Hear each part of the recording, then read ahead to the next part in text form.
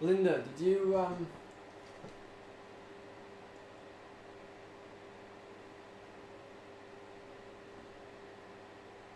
yeah, Linda.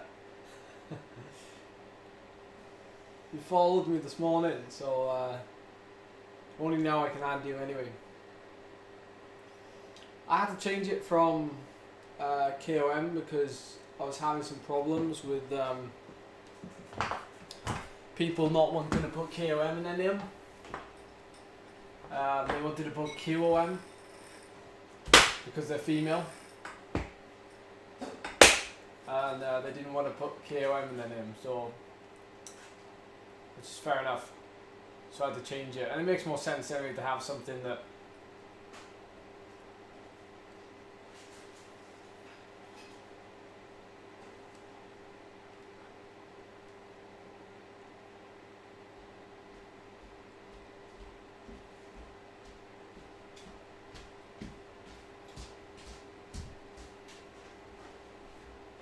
wish I was in your position, Matt.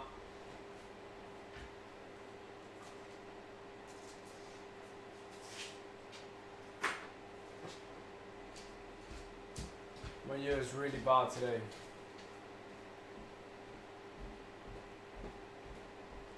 It's not good.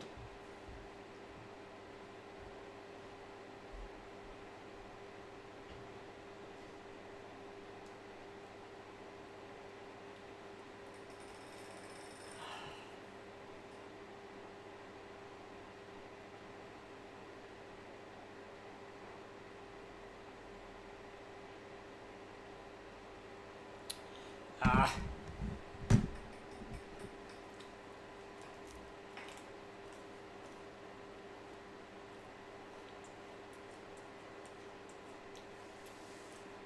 So what did you think of the race last night?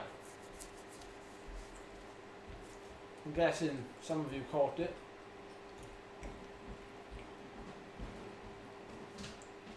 No, it doesn't have to be the end, Josh. It can be anywhere.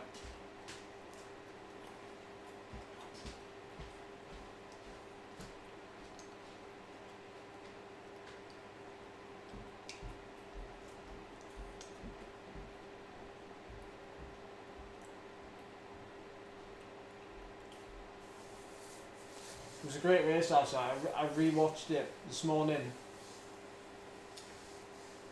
Just that last bit of the race I watched, and where Tom attacked. I got to be honest. It was a real. It's not a shame, but it goes back to that. To like what happened the other day, where I talked about it in that race where I got away on that climb. People just ride so defensive. I mean, it's different in that kind of race because it's a summit finish. If it's a summit finish, you do not, repeat, not let anyone go. Especially when the climb is only 15 minutes long. You do not let anyone get an inch. You follow everything. And you know, I think people have to fend for themselves on that climb. You know, if Tom was going, anyone from Canyon should have gone with him. You know, I think the onus was on them. Anyone from Rome King should have gone. Mike Cumming is strong enough to go with that, but he didn't. Maybe he gambled. You know, maybe they all gambled. But the thing is that when you leave somebody go who's capable of doing 6+ watts per kilo, the problem is that like how are you going to bring them back? If you give them like a 15-second gap, how are you going to close that gap? You're going to have to be doing 7 watts per kilo. People are going to have to be doing suicide turns, if you pardon the term, to bring Tom back. And in some cases, like the flatter sections would have helped. The blob. But still, he raced the climb properly. You race it on the steep sections. You push hard. You go over and under, and he rode it textbook. I'm quite surprised actually that the bunch only did a 16 like a 16:10 or 16:20 KOM time.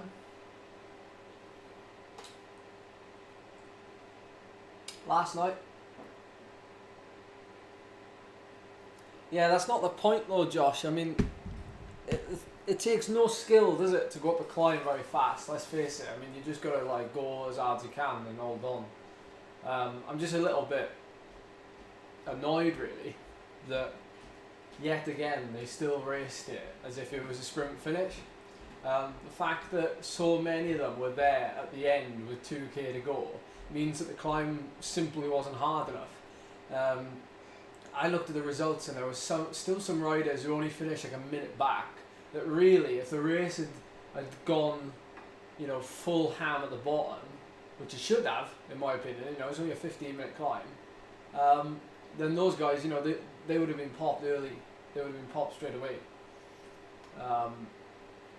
So in my mind, it wasn't hard enough again. It was just like, you know, we'll leave one guy go, he'll make it hard for himself, and then we'll just, I don't know.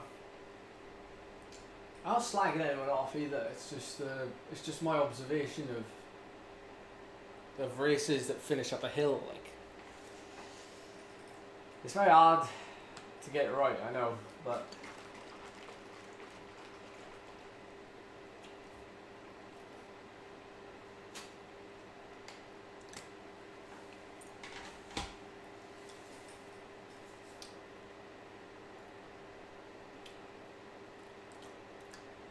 I don't know.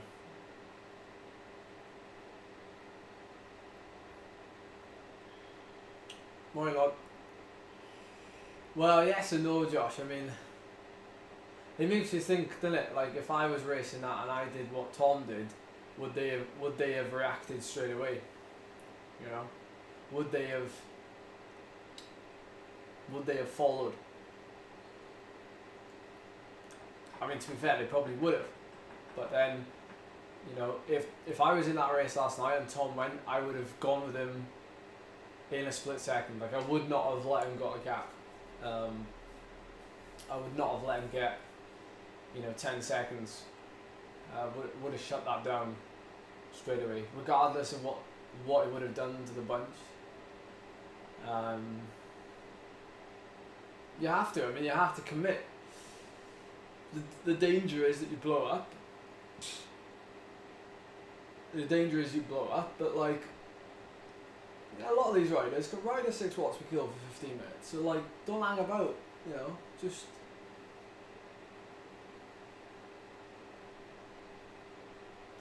yeah, finishes on a hill, Simon. Finishes on a hill. Finishes on Keith Hill.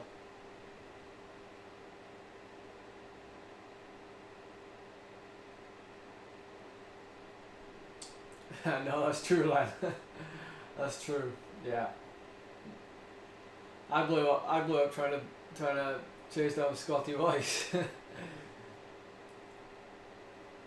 The thing is, if you don't commit, you never really learn either. You know what you could have done. It's like a situation out on the road where, like, when I was 18, I joined Rafa Kondo. I raced. My first year, I got my head kicked in, and it was about racing the races that I probably knew I'd get dropped in, but it's just about getting that little bit further every time. And to a certain extent, it's the same last night in that race. Like, you know, if guys had gone with him, and there was a group of 5, and then, you know, a couple of them died off near the top, well, they may well have got a big enough gap that they could still have hung on to 5th.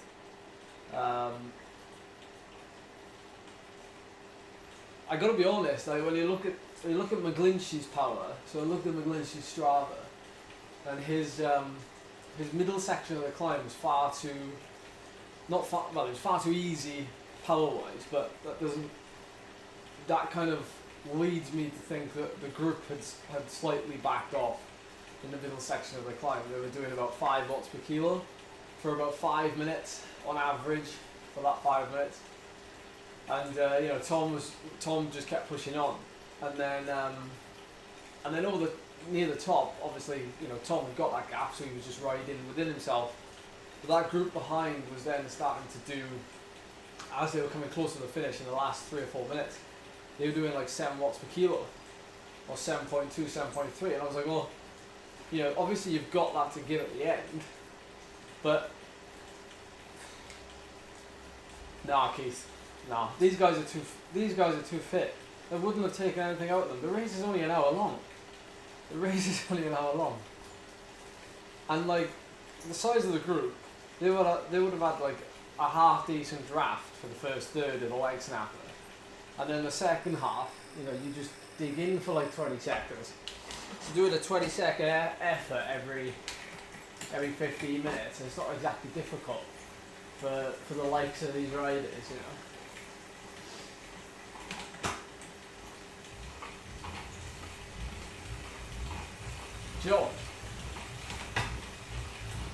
George who?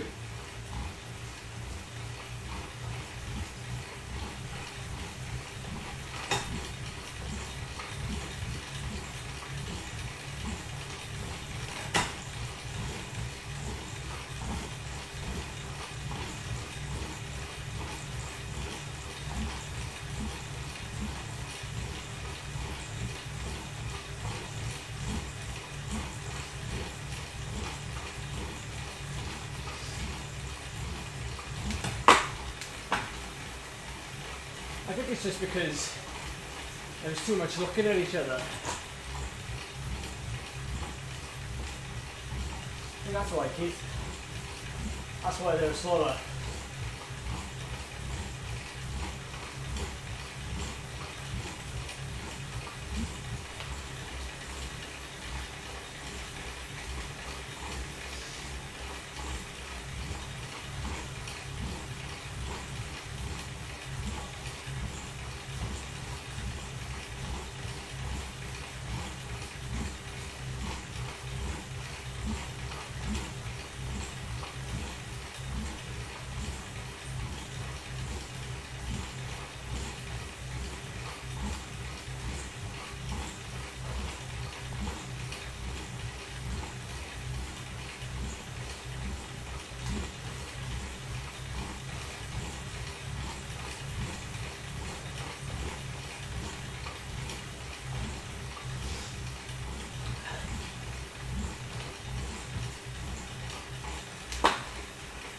Yeah, Pidcock had a great ride, and I think his ride was the impressiveness of his ride is inflated, I think, because of that group messing around behind, maybe.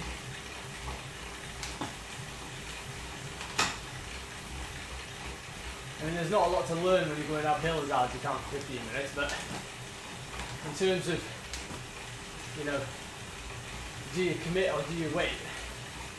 Well, 100% on a climb, you commit every time.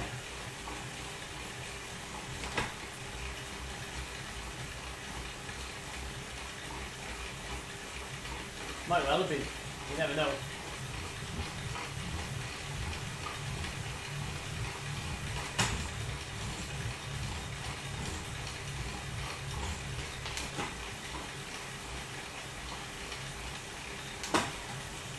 So I know this stream says sprint session. I haven't actually done any sprints yet. I just did one of the last 30k of a Giro stage on Road Grand Tours about an hour ago. So that was my warm up for this. But I was planning on doing some sprints directly after this. It won't take long, it'll take about 15 minutes or something. Or I can include the sprints in this race, but I don't think that's a wise idea, because people will follow me. Unless I drop off the back, but that's risking it.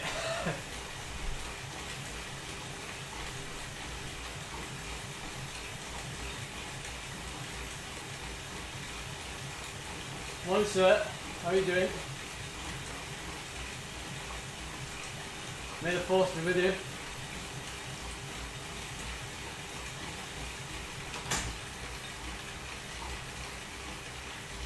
No, what's going on tonight, Ryan? What race is on tonight that I should be doing?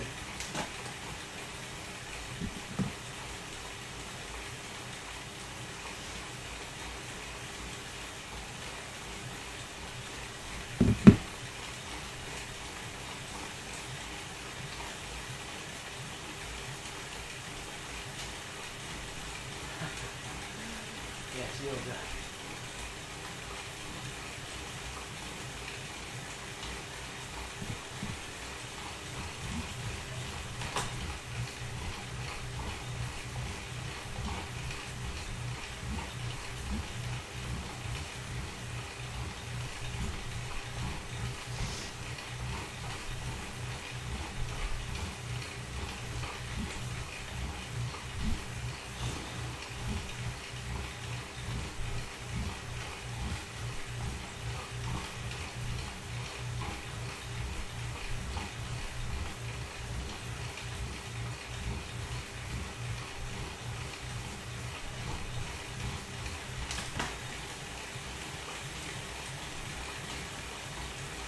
Oh, I appreciate that, Chris. What I was thinking, even though there probably won't be any racing now, is that I might actually keep the big streams on the weekend. The races, I might still do them.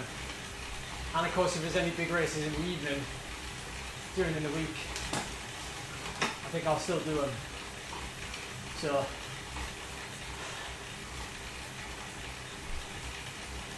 Hopefully that'll keep your fix. To be honest, I think I'll miss it as well. By the way, for those of you that are here now, and those of you that are listening on catch up. Monday night, 6 PM, there's some hill climbs on Road Grand Tours. I'm going to be doing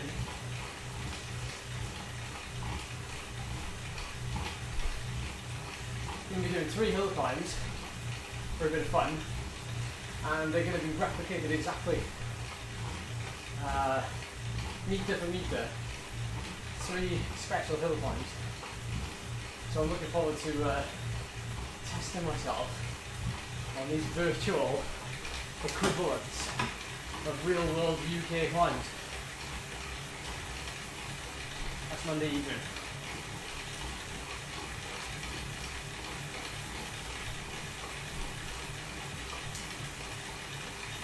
No, I'm not racing tonight, right? Yeah, hopefully, Zach. Hopefully. Yes, Gareth, heading back west. There's a Camster 40 rider. Yes, on RGT, yes.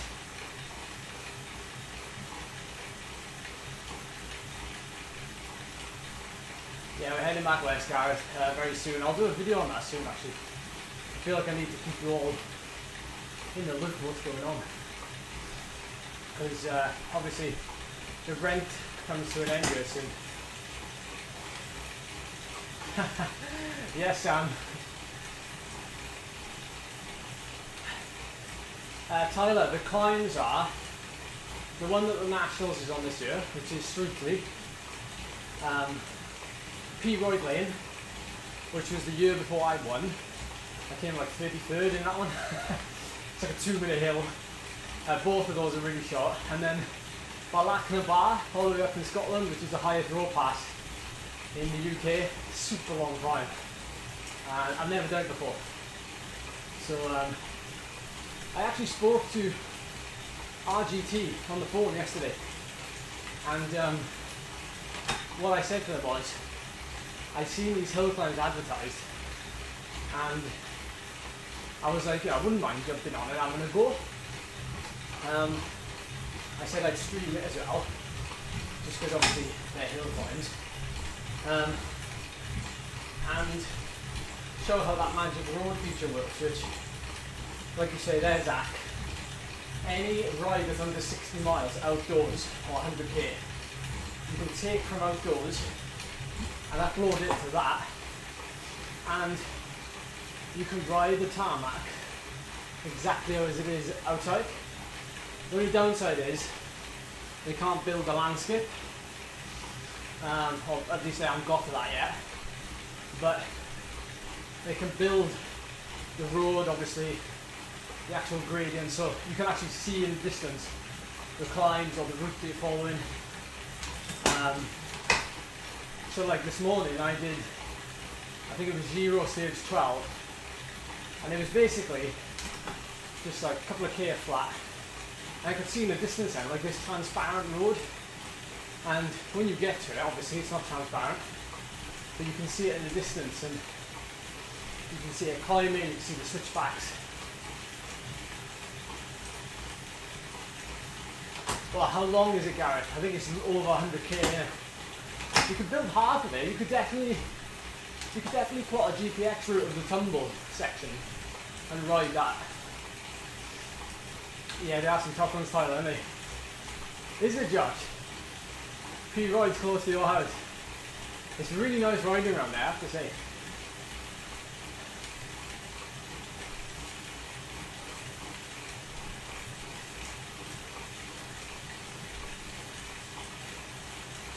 I've not dug into it yet, Simon, so I don't really know the ins and outs. But, well, it's confidential at the minute, so I will tell you. But news will be coming soon, which I only actually heard about yesterday, about Road Grand Tours. And it's pretty big news. It's pretty big news.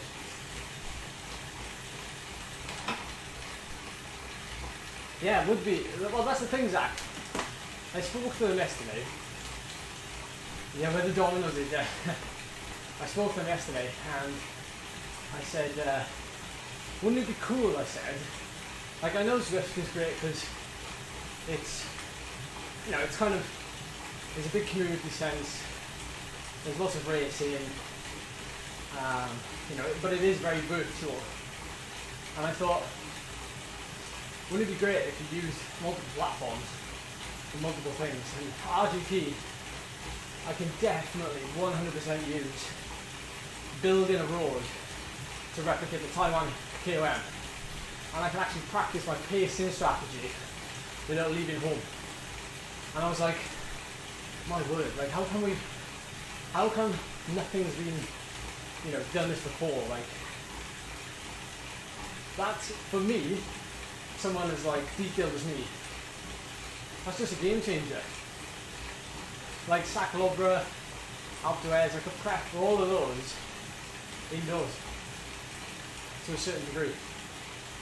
That's amazing. They do have scheduled races.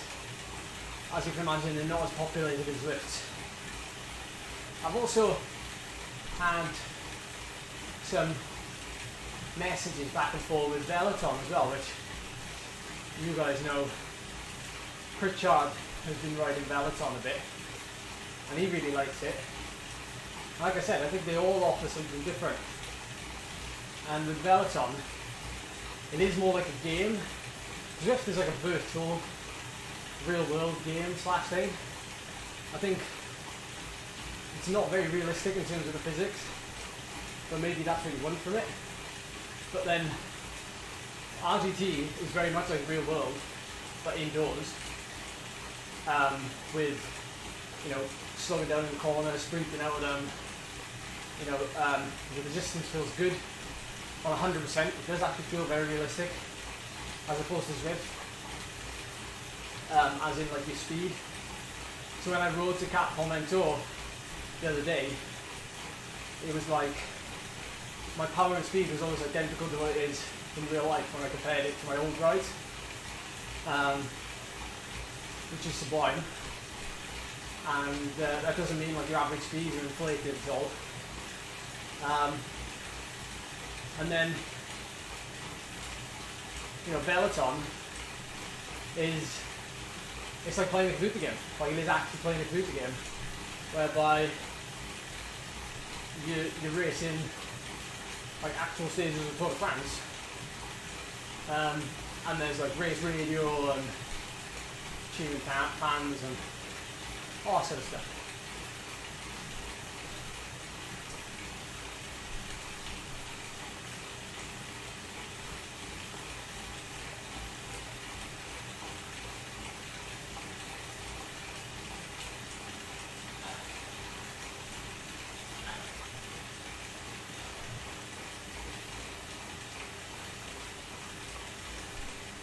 Yeah, well that's it innit, Matt. I mean, I think it was a little bit before its time, wasn't it? Thing is as well,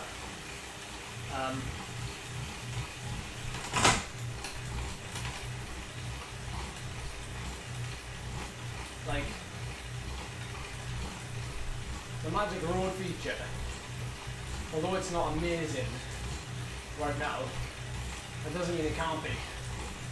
And I just think the idea is a massive seller. The fact that, like, let's face it, say for example,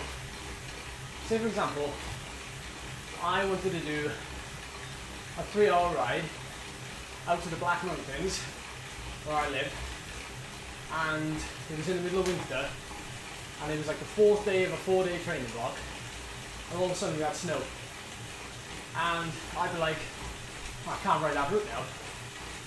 Instead, I'm going to have to shorten the session and do like different intervals to make up for it. Or I could use the same file and ride it online and do the exact same effort where I said I would do them in real life. And the same climb in the same place at the start, end at the same place at the top. I could do low cadence, it all feels very realistic. Resistance and everything. So, it's got it, for me, that would encourage me, to be honest, to still do that 3-hour ride, because, if it was icy or snowing, I'd be like, oh, I'll just do a shorter session or whatever. But if there was a system in place for me to be able to actually carry out that workout on pound for pound the same course, rather than doing loops around Zwift and like trying to do my efforts of the epic KOM, and the epic KOM is not long enough or whatever.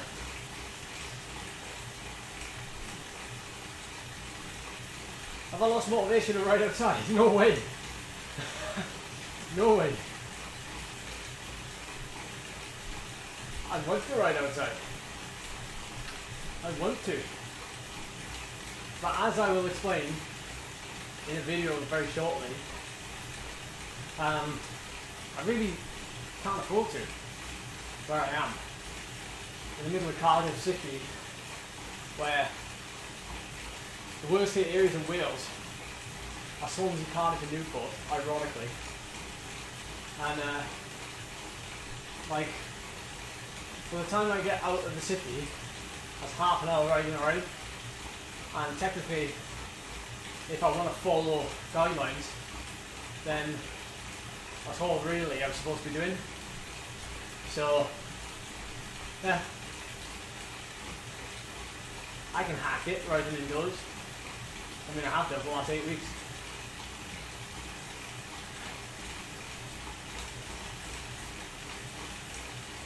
No, I don't have a TT bike back. Because I do similar times on a road bike.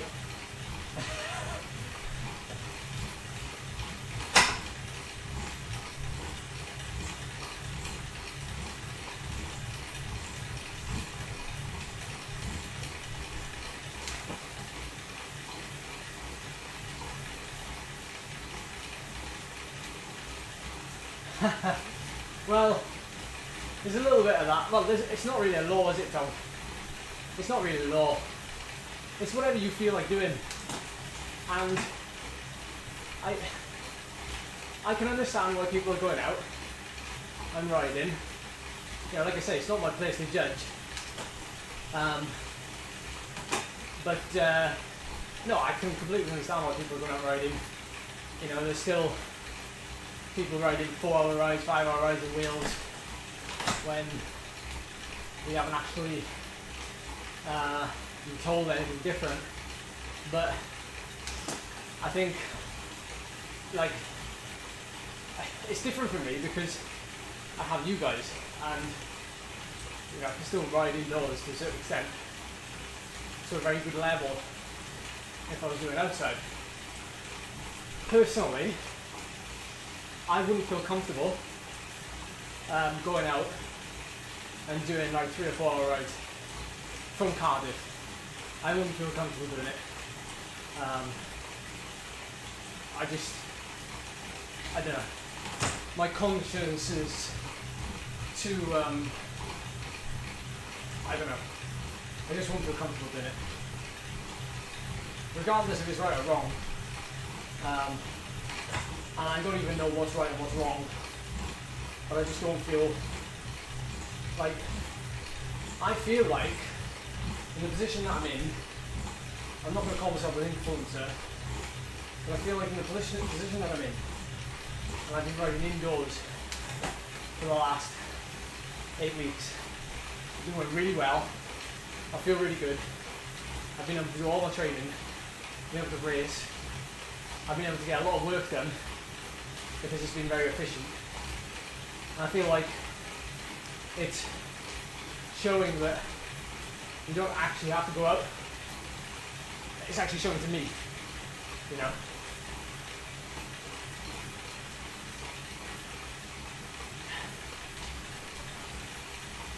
So, for me, I'm fine with doing this. I'm a little bit, I've got to be honest, and this is no offence to anybody living in the UK, in England, because I know a lot of you do, but I think it was really premature to change the guideline when we did in England. I don't think the UK government realised that the rest of the UK were not going to follow that, and we actually decided to say, you know, Wales, Scotland, Northern Ireland, now we're just going to stay, you know, we're fine doing what we're doing, we'll crack on, no problem. But I feel like in England, again, not a jab at the people, but I just don't think that as a whole, I think it should have been a collective decision, and we all just went, you know, okay, now we're all going to say, let's go outside, or let's start doing this, or whatever. I think it seems very weird that one part of the Wales, one part of the UK said, yeah, let's go outside, and the rest of them are like, no. It just looks, I'm sure it looks very weird to people who aren't in the UK.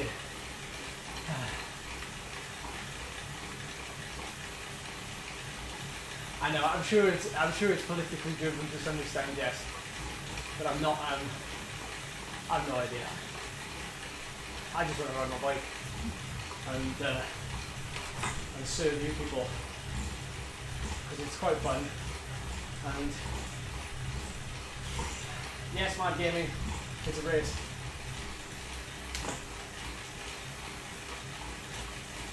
But anyway.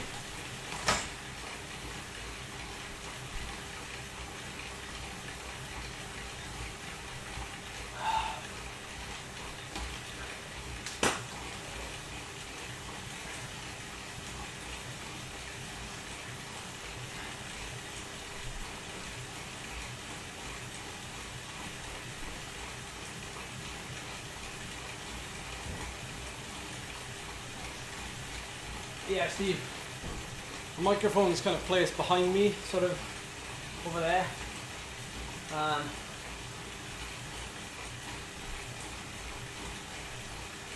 I'd rather, back at home, I've got an arm that holds the mic, but I didn't bring it up to Cardiff with me.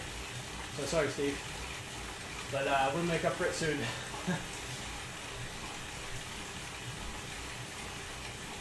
where's it being aired, Ryan? Where can you watch it?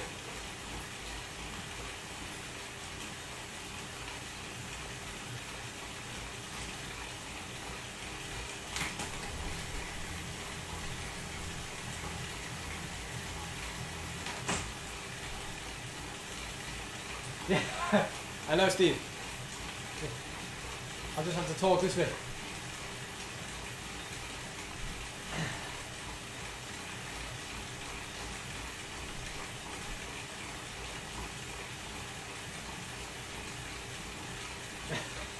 Yeah, sorry, man. I know. But best to just, you know, you do your own thing. Just look after yourself.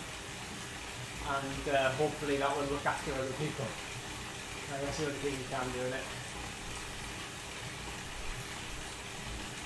So I could have the mic here. So how's that? Is that any different? Is that any different there? Mic check. 1 2 1 2 1 2.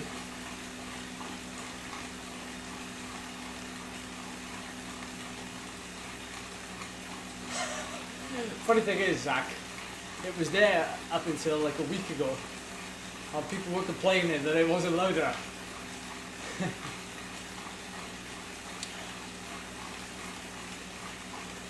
You might be okay, Steve. You might be okay with that date. The Moth has been postponed until 1st of September, so.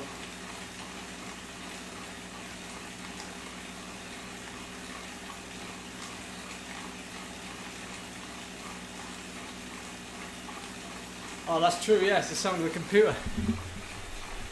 What about that? Can you hear the computer now? It's on the chair now rather than on the PC.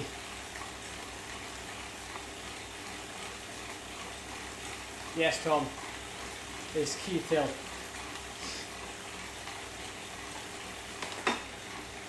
We get there in the end.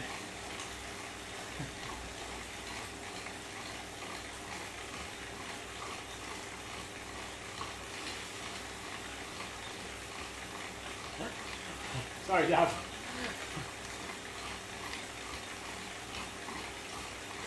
I'm 177 centimeters. My Bynea.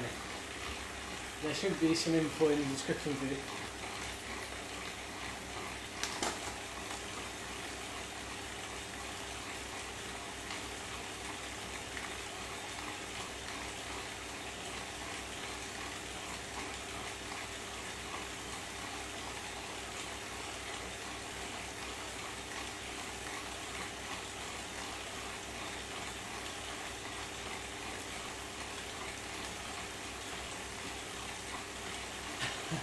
I do, Mick.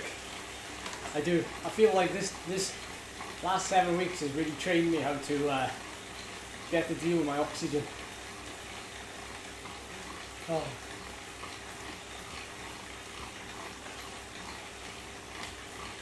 This is it. See, this is how you ride.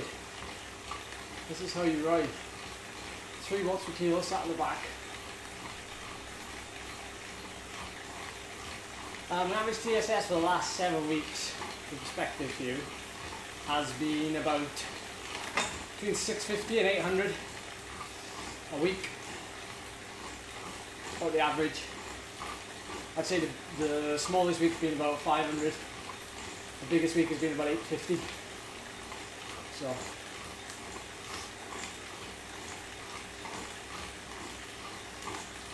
William, that's a good question about outdoor races.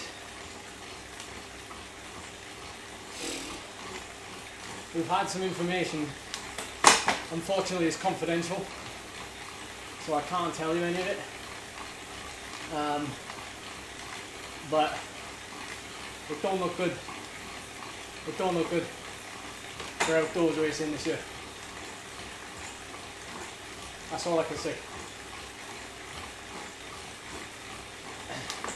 You can probably guess, but I can't say anything. It's not, it's probably not good. I'm hypothesizing that it won't be good. Is that a word?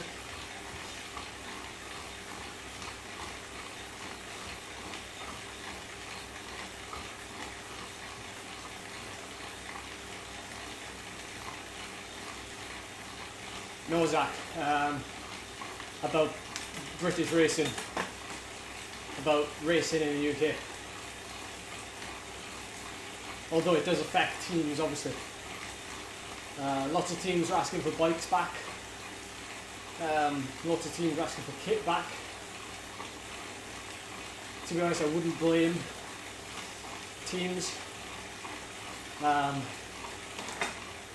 if they wanted, if they wanted this bike back. That's not a problem. That's completely understandable, because the more we ride these bikes, obviously they decrease their value for selling back, and of course if sponsors aren't making money from us this year from racing, it's only right that they need to make money somewhere. So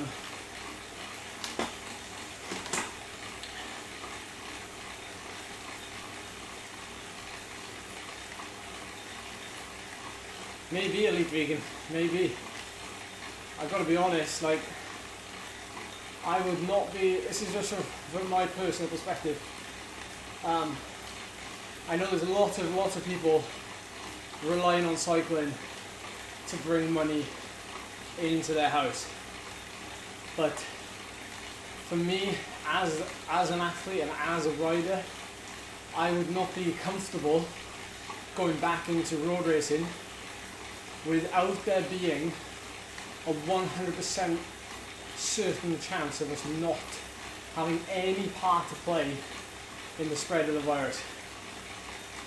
I think unless there's tests, unless no fans are allowed, it's going to be very difficult when you think about having 200 riders in a bunch, and then you think about one of those riders picks it up, they finish the race, they get on the bus, they give that, they give the illness to everybody else, the staff get it, they go to the hotel to check in, hotel gets it, the soigneur goes out to the shops to buy baguette, gives it to the shop, customers in the shop get it, and then before you know it, it goes round and round. With football or soccer, rugby, whatever's played in the stadium, those can be played behind closed doors, and it's easy to do. To a certain extent, you just stop people from coming in, obviously. Cycling is going to be it's going to be a minefield. And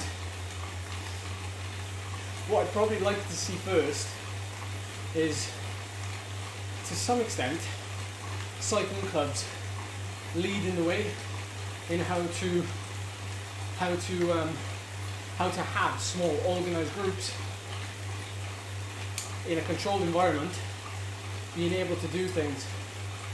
And I think only then can you expand to bigger events. Because I could take out a group ride, it's only 10 riders, and I could say, this is safe, and we're also not going to get any people around, but this is difficult.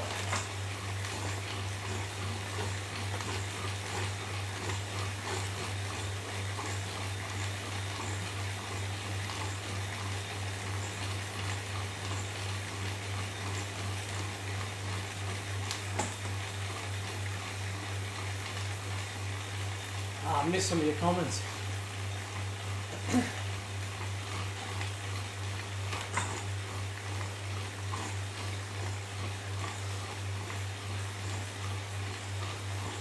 Yeah, do know John. Definitely. And yes, Niels. Closely monitored. You can also cap the entrance for those kind of hill climbs and time trials. If you wanted to, you can actually spread it amongst the day. You can actually say we're going to have 10 riders off in between 7 and 8 o'clock in the morning, 10 riders off between 8 and 9 o'clock, rather than having riders off at 1 minute intervals. So you really spread it out. Obviously it's going to take a lot of time, but if you really wanted to put the event on, then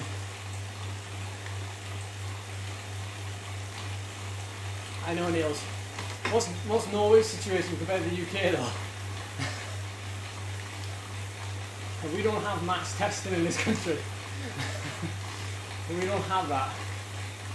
In fact, I don't think we have much at all.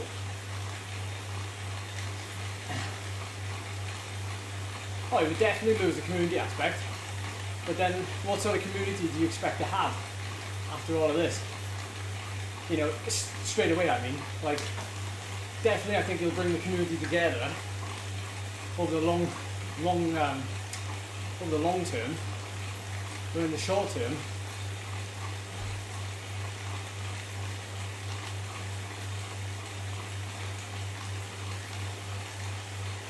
anyway, yes, I think Zwift racing can improve endurance. Finally get back to that question.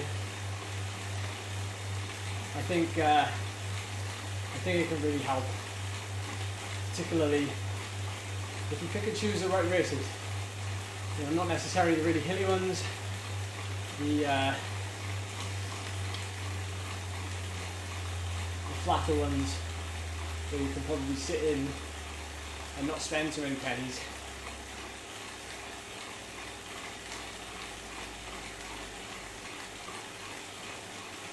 So that you're actually not burning.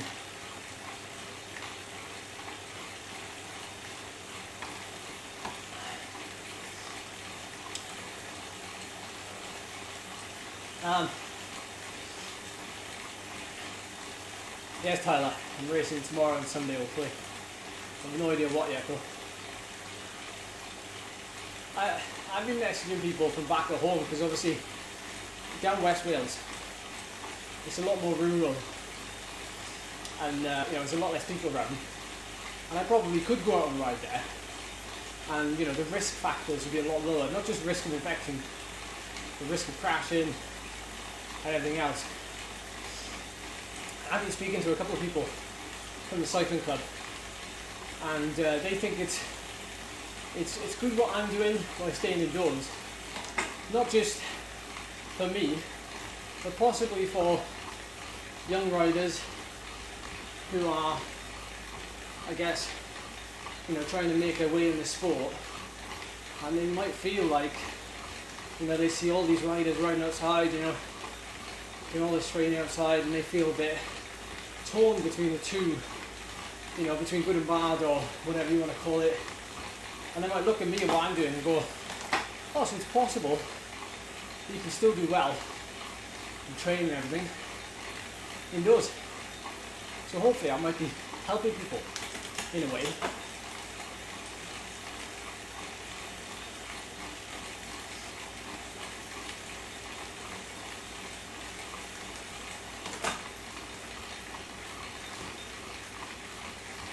Do you think I could have won yesterday, Mitch?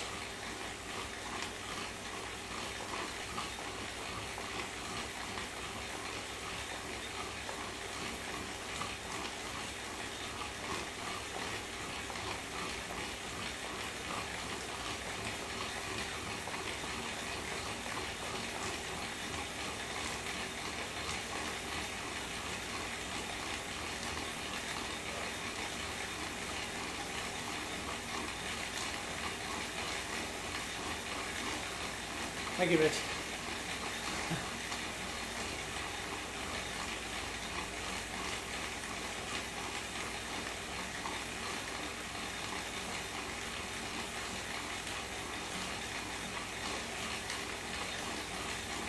That's a good quote, that is, I think, even. I like that. It hasn't been as big a sacrifice as I thought it would be. Oh, we got a feather.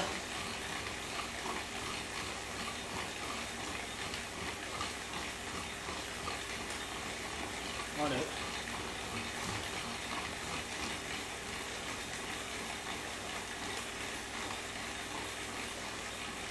Whew.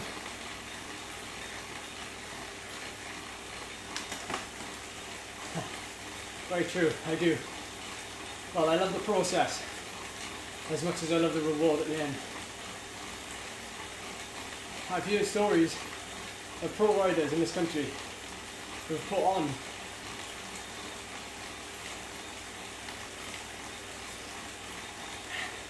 like 6 kilos. Like 6 kilos a lot of riders have put on in the last 2 months because they haven't got that kind of drive and that motivation. There's nothing to train for.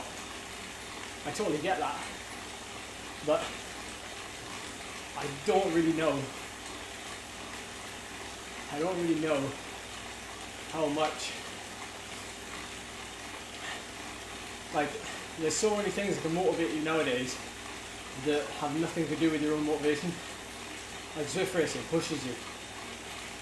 Like group rides on Zwift push you. You get involved. You sign up, you do it. It's like,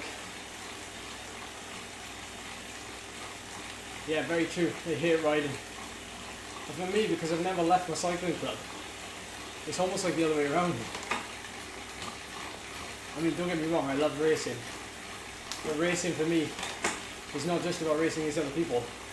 It's about racing myself and pushing myself.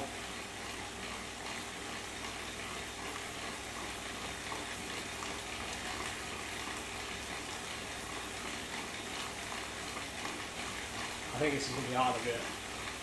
I have a feeling. There's only 30 of us.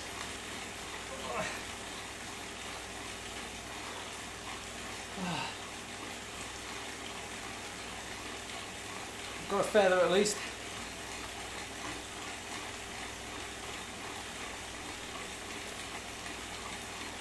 I'll save my pennies.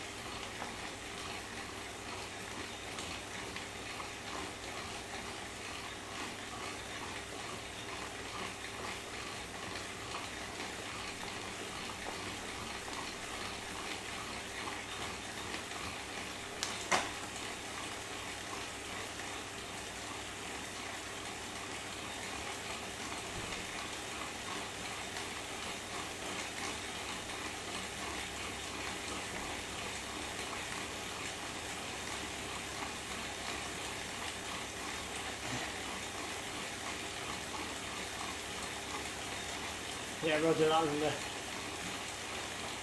I want to see how the group usually plays it, because I've not really had the chance to ride in the group and climb. I want to see how they ride it.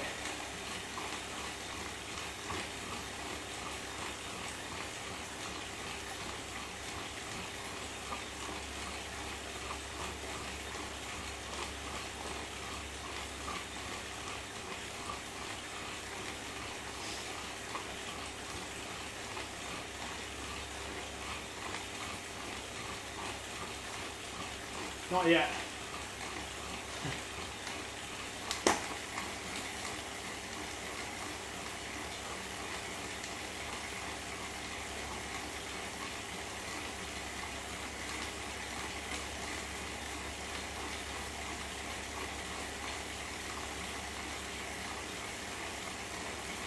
Not a lot of people know that. Okay.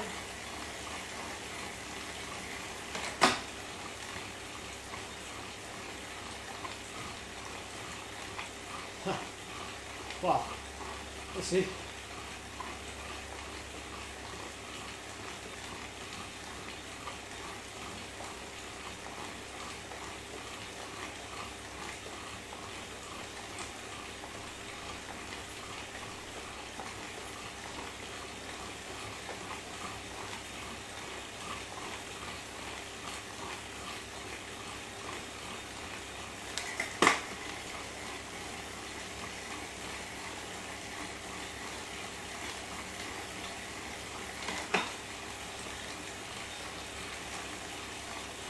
Oh, we're back.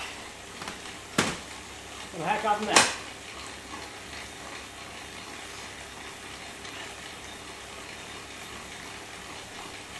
It's a wattage cottage. We just put the lights out.